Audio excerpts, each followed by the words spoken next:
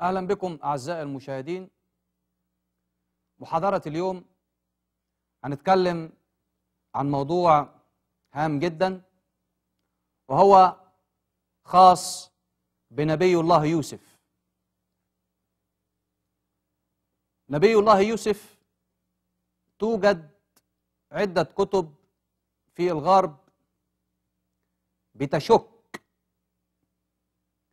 إنه ليس أصلا له وجود، بل بالعكس هناك من مفكرين ادعوا بأن نبي الله يوسف هو الملك إخناتون. هشرح اليوم إخناتون أو أمنحتب الرابع، ولكن عشان أتكلم عن أمنحتب الرابع، يعني الأسرة الثامنة عشر اللي هي تعتبر أسرة العظام المماليك في الأسرة الثامنة عشر، لازم أتناول هذا الموضوع بعين النقد. النقد في المسيحية بيسمى critical thinking أو الفكر النقدي. والفكر النقدي في المسيحية هو عبارة عن نوعان. النوع الأول يسمى higher criticism، والنوع الثاني يسمى lower criticism. عموما لما بقرأ الكتاب المقدس، لو اعتبرت نفسي من النوع اللي هو lower criticism، يبقى أنا بقرأ عشان أطلع غلطات الكتاب المقدس وبنظر لها بعين الناقد. ولكن الهاير كريتيسيزم اللي هو هتتابعه النهارده هو هجعل الكتاب المقدس فوقي، وطالما الكتاب المقدس فوقي يبقى أنا بحترمه.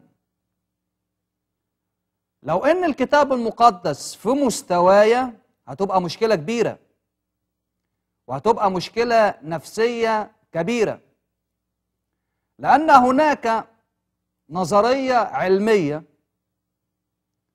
هذه النظرية كتبت عنها مجلة American Scientific أن هذه النظرية عبارة عن scientific equation، معادلة علمية. بتقول إيه المعادلة ديت؟ بتقول H plus E equal A. H اللي هو hereditary plus E اللي هي environment equal action اللي هو A. يبقى عندي H hereditary plus environment equal A action. H الوراثة hereditary plus environment البيئة بيساوي action الفعل. عشان أقارن بين قصة حياة يوسف وقصة الملك أمنحتب الرابع، الأول نبي، الثاني اعتبر نبي، لأن أول من دعا إلى التوحيد في العالم في الحضارات حتى ما قبل التاريخ، أول من دعا إلى التوحيد وقال إن في إله أوحد وحيد وأطلق عليه رع اللي هو إله الشمس كان إخناتون، لأن في الغرب اعتبر نبي. فقالوا الاثنين يوسف وإخناتون الاثنين أنبياء، فقالوا إن يوسف أصلا هو إخناتون نظرا لعظمة إخناتون. علماء الأنثروبولوجي وأيضا اللي هم علماء المختصين بدراسة علم الإنسان، وأيضا علماء السايكولوجي مثل أدلر. أدلر ده تابع مدرسة فرويد، سيجموند فرويد اللي اتولد في النمسا. وأيضا المهتمين بدراسة الأخلاق اللي هو الإثكس في الغرب اهتموا جدا باللي أنا هقوله دوت اهتمام غير عادي.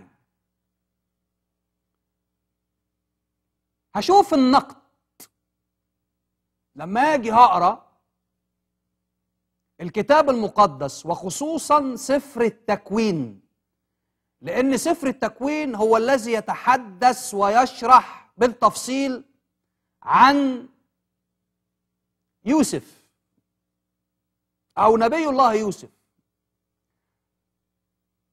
الإصحاح 47 الآية 11. قبل ما أقرأ هقول كده اللي أنا هقراه وبعد كده هقراه.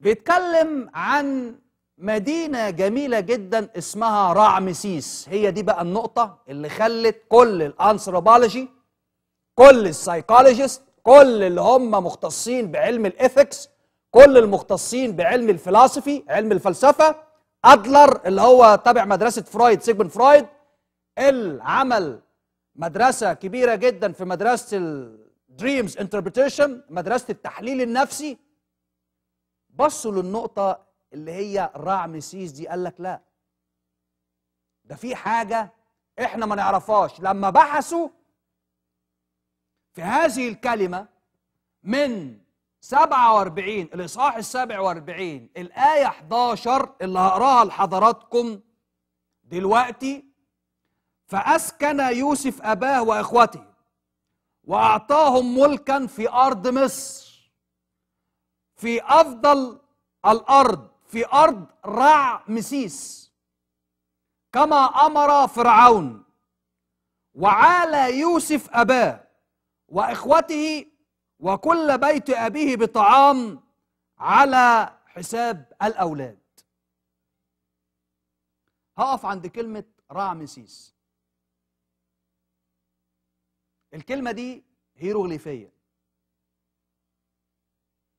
أدلر قال ازاي يتقال في الكتاب المقدس كلمة رعمسيس، وإن يوسف نبي الله يوسف كان قبل الأسرة ال19، وعشان نقول الأسرة ال19 يبقى أنت بتتكلم على 1823 قبل الميلاد.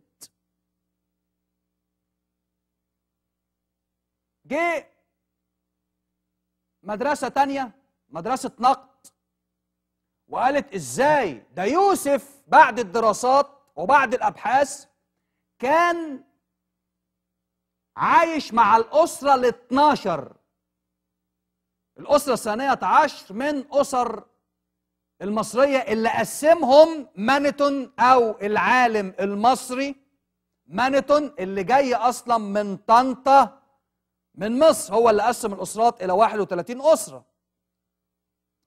إزاي يوسف كان قبل الأسرة ال12؟ يعني كده ما عاصرش الهكسوس، عصر الهكسوس اللي هم كان تاريخهم بيقول 1720 قبل الميلاد. هقف عند كلمتين أنا قلتهم دلوقتي: الهكسوس. الهكسوس كلمة الهكسوس أو حقاخسوت بالهيروغليفية يعني الملوك الرعاة. هاجي عند الكلمة الثانية اللي أنا قريتها دلوقتي رعمسيس، ده مش عربي. رعمسيس دي مش عربي، الترجمة عربي، لكن كلمة رعمسيس أفسرها. سي يعني ابن بالهيروغليفي، رع يعني الإله، رعمسيس يعني ابن إله الشمس. ابن إله الشمس رعمسيس. طب مين اللي أسس هذه المدينة؟ هذه المدينة هي مدينة جاسان. موجودة فين دلوقتي مدينة جاسان؟ موجودة في حدود مصر الشرقية اللي أسسها رمسيس الثاني. رمسيس الثاني يعني الأسرة ال19. حدود مصر الشرقية هذه المدينة لما اتكلم عنها اللي هي في سفر الخروج الإصحاح الأول، اللي هم بني إسرائيل عملوا مخازن ليهم كما أمرهم فرعون. هذه المدينة اللي هي حاليا مدينة صاء الحجر أو صان الحجر، يعني مدينة محافظة الشرقية اللي هو دلوقتي في مصر. يبقى هي المدينة اللي أسسها رمسيس الثاني، اللي أطلق عليها رعمسيس، اللي هي مدينة أو محافظة الشرقية. حاليا في مدينة تانية، مدينة جاسان. هاجي همسك هذه الكلمة جاسان، هفتح قاموس الكتاب المقدس وخصوصا القاموس الإنجليزي اليوناني عشان أشوف أبحث عن ما هذه الكلمة معناها، السينونيمز، مرادفها إيه في اللغة. هلاقي جاسان معناها جوشن. جاسان اللي هقوله دوت هتلاقيه صدق في القاموس. دي عبارة عن كلمة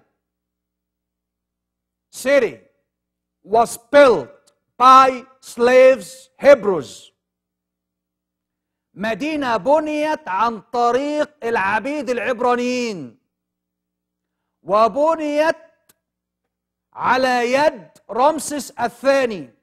ده اللي خلى العلماء ابتدوا يفكروا كفكر نقدي عالي، كهاي كريتيسيزم، كفكر نقدي عالي. هرجع إلى المعادلة اللي أنا قلتها، H plus E equal A. H hereditary plus E environment equal A action. H الوراثة plus E البيئة بيساوي الفعل. كل واحد مننا عنده جينات مختلفة، جيناتي غير حضراتكم. الجينات الوراثية هي اللي بتخلي الإنسان، بتجعل الإنسان ذو شخصية مستقلة. الظروف التي يمر بها في حياته هي اللي بتجعله يختلف عن الآخرين، سواء ظروف بيئية أو ظروف تكاد تكون قاسية أو منذ الطفولة. وده